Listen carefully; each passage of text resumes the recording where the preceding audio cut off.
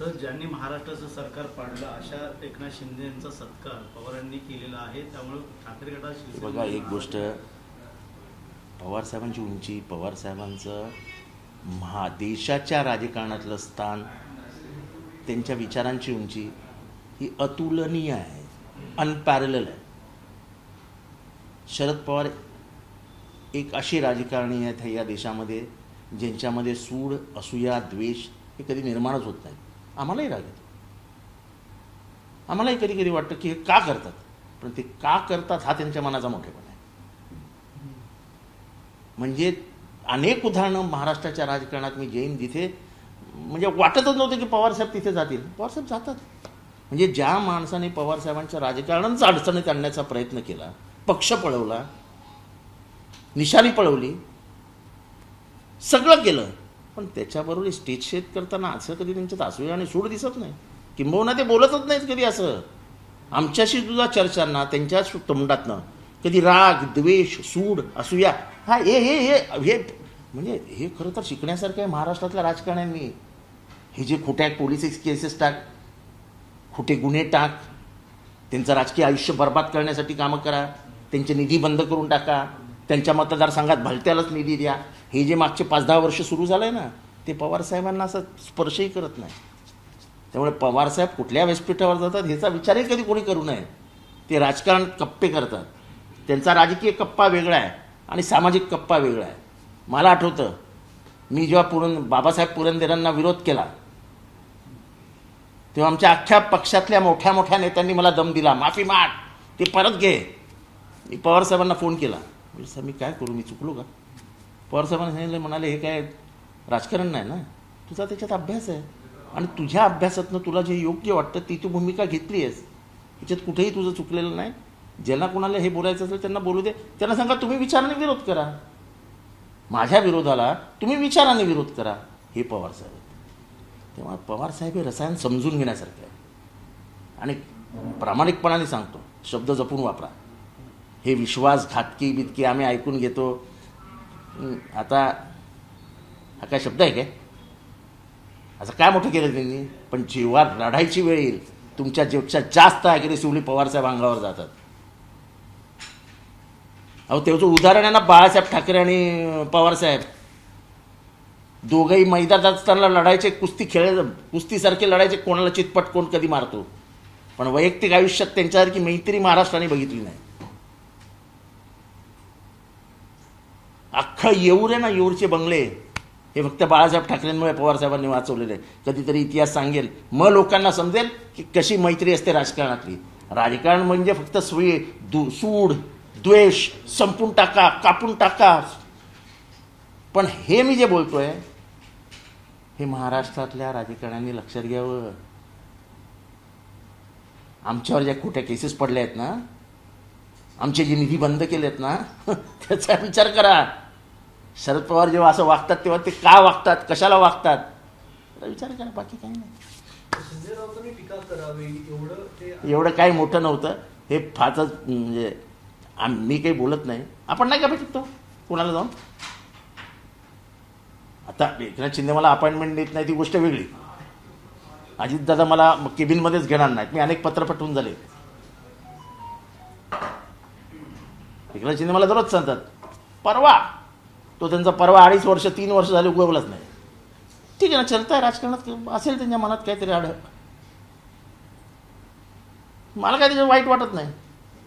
पण म्हणून पवारसाहेबांनी त्यांचा सत्कार करायचा नाही हे काय बरोबर नाही. पवारसाहेबांची उंची काय हो, महाराष्ट्रात आज देशात पार्लमेंटरी डेमोक्रेसीमधला सर्वात मोठा माणूस आहे तो, भीष्माचार्य आहे. पार्लमेंटरी पॉलिटिक्समध्ये त्याच्या एवढा मोठा माणूसच नाही आहे. आणि त्यांच्या राजकीय विचारसरणीशी ते कॉम्प्रोमाइज करतात का? नाही. जिथे ठोकायचं ठोकतात ना. अमित शहा जेव्हा त्यांच्यावर बोलला तेव्हा चिटकवण्याची हिंमत होती का अमित शहाला तडीपार बोलायची? बोलले ना ते शरद पवार.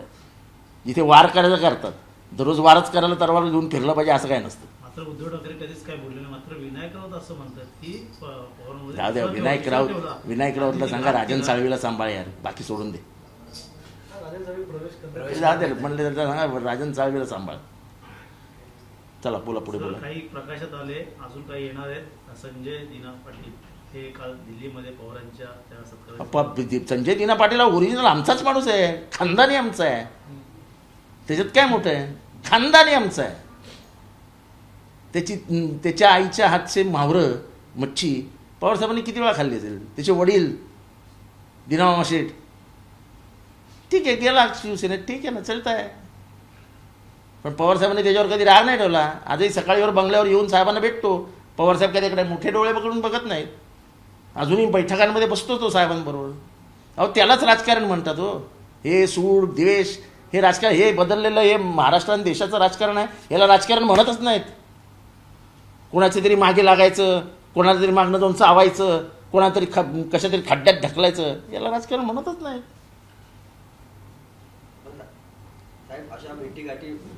ह्या व्हायला चाव्यात. मी अजूनही सांगतो, मला देवेंद्र फडणवीसांनी भाषण केलं आणि म्हणाले की राजकीय अंतर वाढत चाललंय, म्हणजे आपल्यात संवाद नाही आहे. मी उठून टाळ्या वाजवल्या, संवाद वाढला पाहिजे, पण तो वाढत नाही आहे दुर्दैवाने. तुम्ही विरोधकांचं चटणी करायलाच निघालात. आज एक मंत्री बोललाय, गावच्या सरपंचांना सांगून ठेवा आपल्यात येणार असेल तर निधी देऊ, नाही तर निधी नाही देणार. हे काय आहे? अहो नाही पटत आमचं तुमच्या विचारांशी तर आम्ही विरोधात राहणार ना. Basic principle of democracy is I agree to disagree. माझे आणि तुमचे वैचारिक मतभेद आहेत, ते मान्य करून मी तुमचा सन्मान करेन. तर वैचारिक लढाई विचारांनी लढली पाहिजे. हे काय निधी देणार नाही, सांगा प्रवेश करा. आणि माझा बॉस बसलाय, मला तर बॉसला विचारायचं आहे की तुम्ही हे शिकवता का असं बोलायला.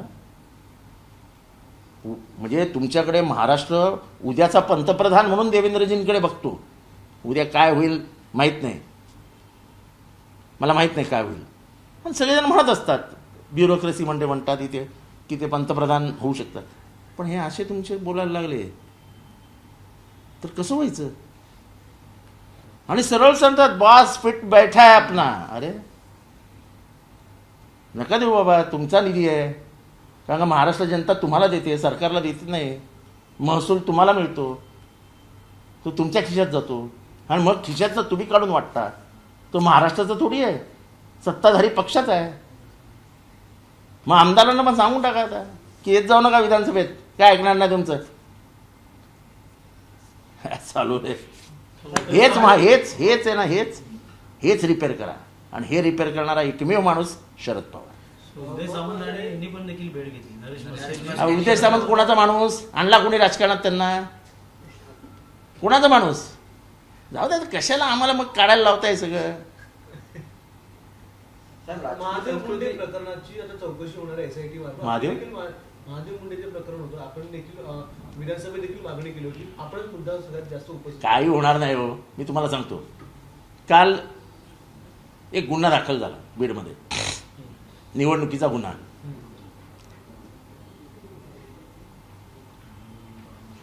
त्या गुन्ह्यामध्ये नाव नोंदवताना कैलास फडचा मुलगा ह्या काही नाव असू शकतं. गुन्हा नोंदवताना FIR मध्ये कैलास फडचा मुलगा. मी ट्विट केलंय, तुमचं ट्विटवर लक्ष नसतं बघा. मला ते SP ला विचारायचं आहे, तुला नाव नाही सापडलं रे. अशीच केस झाली ज्याच्यामध्ये तो बापू आंधळेचा खून झाला. त्याच्यामध्ये आरोपी 307 मध्ये वाल्मिक कराड आहे. हा महाजन नावाचा इन्स्पेक्टर होता. त्याला जो मस्सा जोगला पण तोच होता, म्हणजे त्या पोलीस स्टेशनला तोच होता जेव्हा हे मर्डर झाला. आणि त्यांनी जर लगेच पाऊल टाकला असता तर हा वाचला असता. संतोष देशमुख. त्याने काय लिहिलं, वाल्मिक अण्णा. चार्जशीटमध्ये वाल्मिक अण्णा. अरे वाल्मिक अण्णा कोण? संतोष अण्णा, दीपक अण्णा हे नाव माहिती आहेत आम्हाला मुंबईची. तो एक मोठा होता ना, काय तो दुबईमध्येच मारले गेला. ते सगळ्या अण्णांची टीम आम्हाला माहिती आहे. हे वाल्मिक अण्णा कोण? आता या इन्स्पेक्टरला माहीत नाही तो वाल्मिक कराड आहे. ही नवीन स्टाईल आहे का. मी तो FIR पण टाकलाय ट्विटमध्ये. दाखवा, नाही पोलिसांना प्रश्न विचारा की तुम्हाला यांचं नाव माहीत नाही का. TV वर दिसतोय, त्या सगळ्या ह्याच्यावर दिसतोय CCTV कॅमेरामध्ये. आणि 89 दिवसानंतर पोलिसांना सुटलं केस करावी. वा वा वा वा, टाळ्या वाजवून स्वागत केलं पाहिजे पोलिसांचं की कमीत कमी उशिरा कमी जाग आली. सर, करुणा मुंडेंची तक्रारीनुसार मंत्री धनंजय मुंडेंना कारणे दाखवायची नोटीस दिली आहे. करुणा मुंडेंच्या नावाने असलेली मालमत्ता निवडणूक शपथपत्रात न दाखवल्यामुळे आरोप आहे. मला हे, मी वैयक्तिक कोणाच्या आयुष्यात जात नाही आणि मला हा प्रश्न करुणा मुंडे हा माझ्याकडे विषयच नाही चर्चेचा. अजित पवारांना सुरेश धस यांची भेटीची वेळ दिली नाही. मला काय करायचं त्याच्याशी, मलाही देत नाहीत ते वेळ. तुम्ही तिची बातमी केली का कधी? अनेक वेळा मी भेट मागतो, कुठे देतात अजित पवार भेट? हे बघ, अजित पवारांनी पण शरद पवारांकडनं शिकावं. हे जेवढे आहेत ना आज मंत्रिमंडळात सगळ्यांनी शिकावं. जेव्हा ते सत्तेत होते तेव्हा सकाळी कुठलाही खासदार गेला तो कुठल्याही पक्षाचा असो आणि कोणाकडेही त्याचं काम असो 1 मिनिटात फोन लावून काम करून द्यायचे. ते शरद पवार आहेत. शरद पवारांकडनं आत्ताच्या राजकारणात चाललेली जी काही दुर्दशा आहे राजकारणाची, जी आपली एक संस्काराची एक झालर होती, ती जे फाडण्याचं काम करताय ना, ते शरद पवारांच्या राजकारणाने शिवली जाईल. ठीक आहे ना, आमच्याशी लोकांनी गद्दारी केली ना, म्हणून शरद पवार त्यांच्या अंगावर तलवार घेऊन चालत नाहीत. त्यांच्याशी लोकशाही पद्धतीने लढतायत ना साहेब. आम्ही कोर्टात लढलो, आम्ही निवडणुकीत लढलो. यश अपयश हे शेवटी जनतेच्या हातात आहे आणि कोणाचा काय सुपडा बिपडा साफ होत नसतो. 5 वर्ष म्हणूनच दिली आहे डॉक्टर बाबासाहेब आंबेडकरने. काय माहीत 5 वर्षानंतर तुमचं अस्तित्व पण नसेल, तेव्हा हे सुपडा साफ वगैरे हे शब्द पण समोरच्यांनी जपून वापरावे. ही राजकीय संस्कृती जपणं जास्तीत जास्त. मी तुम्हाला म्हणतो, महाराष्ट्रातील राजकीय संस्कृती ही तमिळनाडूकडे जात चालली आहे, खाणेरडी झाली आहे. पोलिसांचा वापर राजकारणात करणं हा अतिशय वाईट आहे, अतिशय वाईट. आणि मी भोगलंय ते सगळं. माझ्या विरोधात कोर्टात वकील, सुप्रीम कोर्टात वकील ज्यांची फी 20-20 लाख रुपये. आता हे पैसे कोणी दिले मला माहित नाही. मला सगळं माहिती कोणी पैसे दिले. का माझं राजकारण खतम करायचं होतं. माझ्या मतदारसंघात माझ्या ज्याला उमेदवार करणार होते त्याच्यावर 50-50 कोटी रुपयाचे निधी पाठवतायत अजित पवार.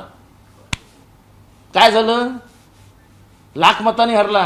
हे तर एकनाथ शिंदेनी मदत केली त्याला म्हणून, नाही ते 1,25,000 घरी पाठवलं असतात, डिपॉझिट पण ठेवलं नसतं.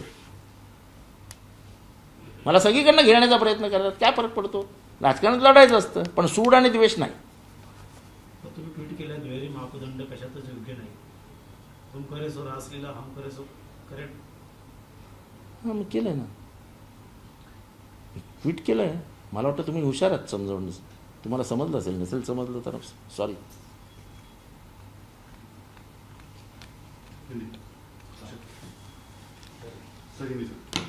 अरे हिंदी कुठे यार? संजय राउत ने कहा कि हमारे साथ विश्वासघात हुआ है सरकार। देखो ऐसा, ये शब्द बराबर नहीं है.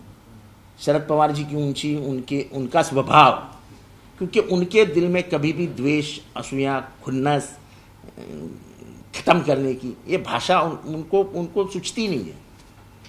नहीं तो बाला साहब ठाकरे के दोस्त नहीं होते ना. बाला साहब ठाकरे के दोस्त नहीं होते.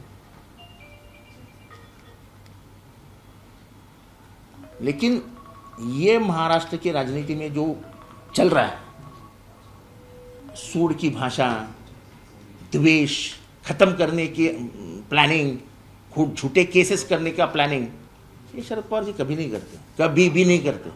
मदद भी नहीं करते. तुम जाके बोलो उनको कि सर हमारा इज्जत मदद करा, हाँ बोलेंगे, करेंगे ही नहीं. हमने दिन निकाले वो आदमी का दिल हिमालय से भी बड़ा है. माफी तो ऐसे ही दे देते, वो ऐसे ही दे देते. अरे जिनकी जिंदगी बनाई उन्होंने उनके साथ गद्दारी की, आज भी उनके खिलाफ एक लफ्ज नहीं बोलते. जिंदगी बनाई.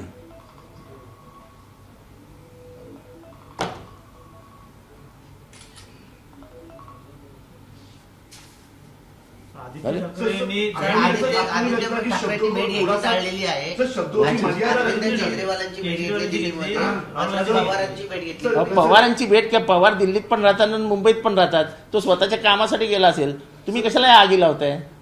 प्रत्येकाचा आपापला अजेंडा ठरलेला असतो, त्या अजेंडानुसार ते चालतात. नाही भेट घेतली. आता मी बांद्र्यावरनं जातो म्हणून मी काय दररोज मातोश्रीमध्ये गेलोच पाहिजे? तसंच दिल्लीला गेला असेल अरविंद केजरीवालांना भेटायला, भेटून आला असेल, त्याच्यात काय मोठं आहे? सर, आणि आपण प्रत्येक जण जो दिल्लीला जातो तो पवारांना भेटलाच पाहिजे, हे नवीन कुठलं गणित मांडताय तुम्ही? सर, आपको नहीं तो शब्दों की मर्यादा इसमें होनी चाहिए थी, जिस तरीके से उन्होंने नहीं गलत है ये शब्द ही गलत है. ऐसी भाषा का इस्तेमाल नहीं होना चाहिए था. जब लड़ाई लड़ने का टाइम आता है, जब असलियत में तलवारें निकाली जाती है, तलवारें नहीं, जब पॉलिटिकल फाइट होती है, तब पवार साहब कभी हिलते डुलते नहीं है. जब अमित शाह पे जब वार करने का समय आया तो जो भारत में कभी किसी ने शब्द इस्तेमाल नहीं किया, वो शब्द उन्होंने इस्तेमाल किया. कहा अमित शाह तड़ीपार है, उसकी क्या बातों को मैं ध्यान दूंगा? वो शरद पवार है. पर हर टाइम कोई वो दुश्मनी नहीं करेंगे. आज भी सुप्रिया ताई के सबके साथ उतने ही अच्छे संबंध है, पर इसका मतलब ये नहीं कि वो लोकसभा में भाषण नहीं करती है. लोकसभा में भाषण करके पूरा तलवार चलाते रहती है. राजनीति को पर्सनल दुश्मनी में मत ये करो. और महाराष्ट्र में ये गलती कर रहे सब कि political war has become a personal war. और ये जो पवार साहब ने किया है वो एक उदाहरण है सुधारने के लिए. महाराष्ट्र में जो राजनेता है, जो सत्ताधारी पक्ष के भी राजनीति है, सुधर जाओ और सीखो पवार साहब से कुछ. सर, आज यूपीडी के संजय राउत ने मॉर्निंग में कहा है कि हम सबको एकजुट करें, इंडिया अलायंस को एक करें. चलो अच्छी बात है. शरद पवार के बिना ये कर पाएंगे sir? Please sir. Sharad Pawar के बिना sir please sir. Sharad Pawar sahab के बिना बयान किया है सर. शरद पवार साहब के बिना दिल्ली की राजनीति, कोई भी पार्टी अलायंस की राजनीति नहीं कर सकेगा, चाहे कितना भी बड़ा नेता हो. एबीपी माझा, उघडा डोळे बघा नीट.